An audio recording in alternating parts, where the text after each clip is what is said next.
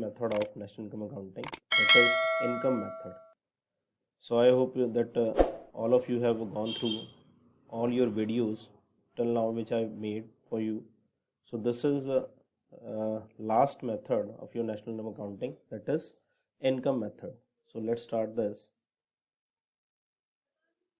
Before this, we have done with the two methods of your national income accounting, that is one is value added method, second is expenditure method.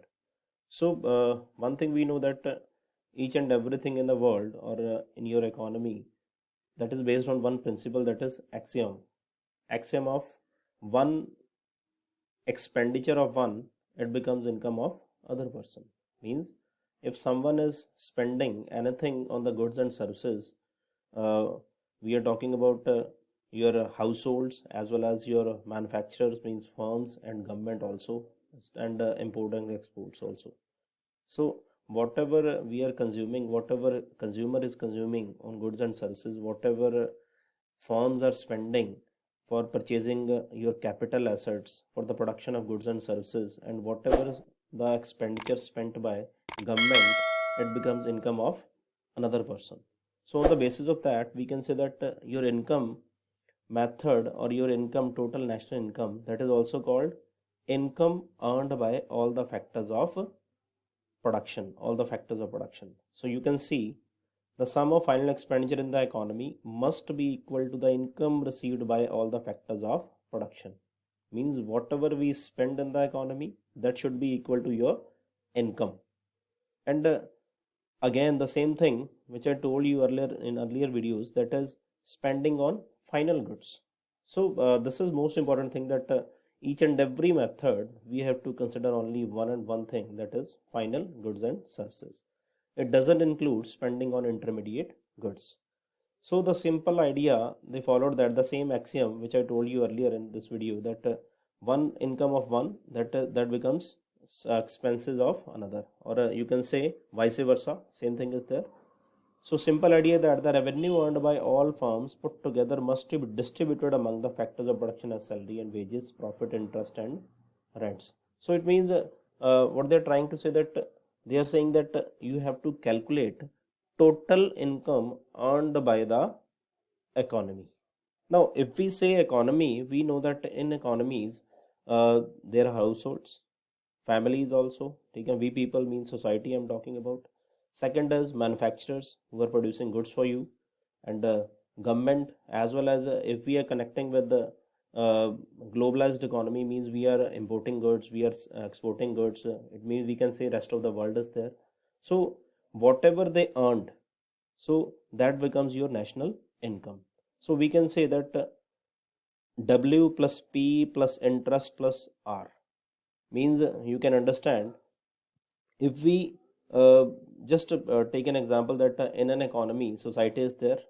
So whatever society works for, because each and every person has to work for their livelihood. So whatever they gain, like we pay wages and salary to the household, it becomes W. It means if we are going to calculate your questions regarding national income, what do you have to calculate? Total income. So total income includes, we have four kind of persons, means household, firms, government. So once we add all the things, all the income earned by those firms, it becomes your national income. So W means wages, P means profit. Profit is profit earned by the entrepreneurs, okay, firms. Then interest means whatever we have taken loan to produce the goods, means raising finance, whatever we pay as a interest to the government or maybe that private banks, so that becomes earning for banks or government, interest. And last is rent and royalty. So let's understand this. So this is same. This is same as what we did in your earlier methods. We say that first is value added, then second is expenditure. So I'm showing you this. You can see GDP equal to gross value added. This we did in first method. Means what I'm trying to say that this is not a different thing right now, that whatever we done in first we are doing the same thing for production. Means whatever the goods produced by the firms, it becomes value added. In second method, this you can say your first method, GV means GDP. Second equal to expenditure. So whatever expense made by all the economy means your C is called the, yes, we know that C is consumption, plus I is called investment, G is called government expenditure, and last is your X minus M means net exports or whatever. If it comes in negative form, it is called net imports. So it means your production method, that is equal to your expenditure method. Now whatever you spent, it becomes income of others. So it becomes W plus P plus interest plus R. W is called wages and salary we are paying to our workers. P is called profit earned by the firms. Interest is called interest earned by the governments or other institutions. NBFC also, non-banking financial corporation, if you are taking loan from NBFC. And R is called rent and royalty. So you can understand the three methods. They're explaining expenditure means C plus I plus G plus net exports. Income method means wages, yes, then rent and royalty, then interest, then P. P is called profit. So once you make total of all this, it becomes your income. Once you make total of all expenditure, it becomes national income by expenditure method. And last, your value added means output produced minus intermediate goods. So it means you can take the same example what we have taken in earlier videos. If we just take that two producers are there, one is wheat producer, second is baker.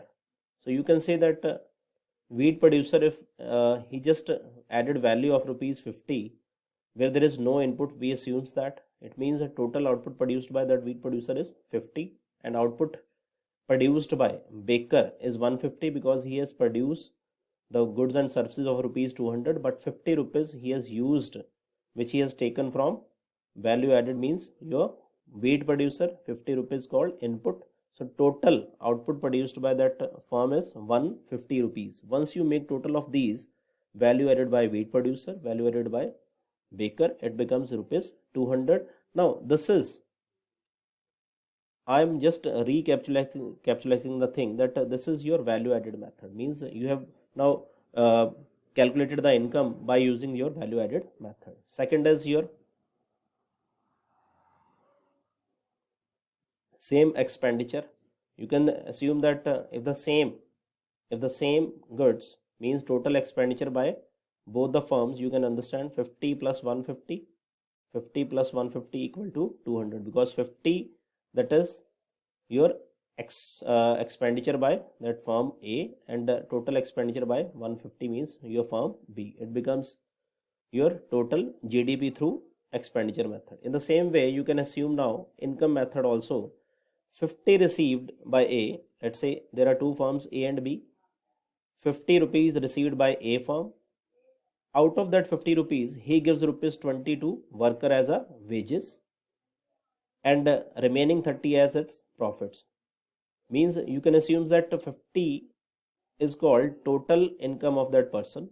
Out of that 50 rupees, he has given 20 rupees to worker as a wages. It becomes income of salaried, means income of that person who has done work for firms, means his income is called wages and salary. 30 rupees becomes the profit of firm A.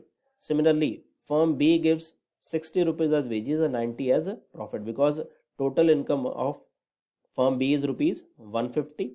Out of 150, he has given 60 as wages and 90 as retain itself as rupees 90 as a profit. So once you make total of that, you can see the same is there. GDP by income method, it is equal to sum of total of factors income. So factor income, you can make total of that wages 20 plus rupees 60, wages of both the firms plus profit of both the firms. So it becomes rupees 200. It is, you can say that same income what we have calculated in expenditure method as well as value added method. So same, it becomes your total income. Now I'm going to elaborate the same. What we have to include in that is this is, so firstly you have to take the total of n net value added factor cost by all the firms in all sectors of the economy to arrive at NDP, means your compensation of employees. So firstly you have to check your compensation of employees, which is equal to your wages and salary, as the total remuneration in cash or in kind payable by employers to employees in return for work done by them during the accounting year. So it is important to just understand the thing that wages and salary in cash or in kind, whatever paid by the firms to their workers, whether it is in cash or in kind, both things we have to add, wages and salary in cash. So it includes what, like payment of bonus by firm to its employee, free medical facilities. In kind means perquisites. So anything which is paid by the employer to employee, whether it is in cash or in kind, it becomes your total wages and salary. You can check house rent allowance. Sometimes you heard about that, different kind of accommodation facilities paid by that employer to employee, medical treatment of employee's family. And second thing is social security contribution. Social security contribution you can understand by provident fund, insurance premium paid by employer, ESI employee state insurance. So once you make total of wages and salary in cash as well as social securities, but one thing you should understand that only the things which are paid by employer to employee, that should be added. So here it is mentioned contribution to provident fund, insurance premium paid by employees. So this is important thing. If it is paid by employees, then it would not be included in your national income. But if it is paid by employers, then that would be part of your national income. So this becomes your first, wages and salary. Then second thing is called your operating surplus.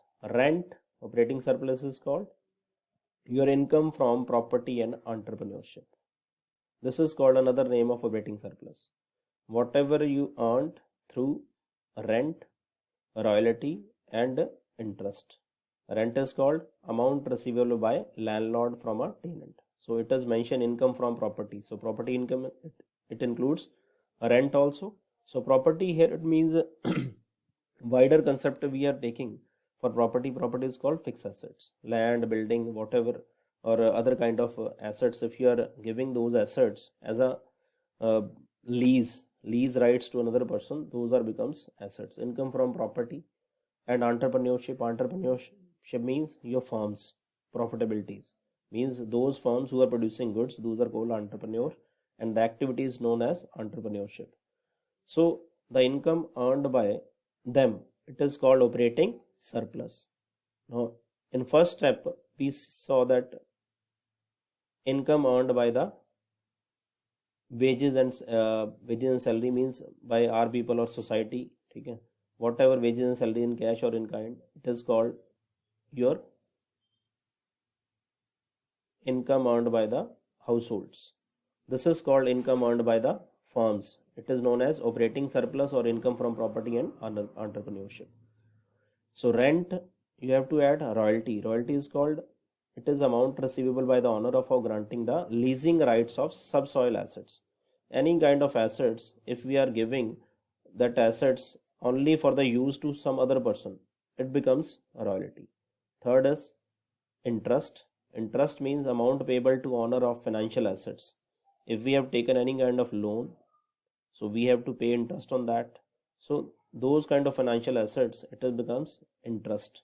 The earning or service cost of that financial assets, it becomes interest. Once you make total of rent, royalty, interest, and last is your profit. Profit is called residual factor payment by production. Whatever left with that entrepreneurs after giving all the payments, it becomes profit. Once you make total of that, it becomes your operating surplus.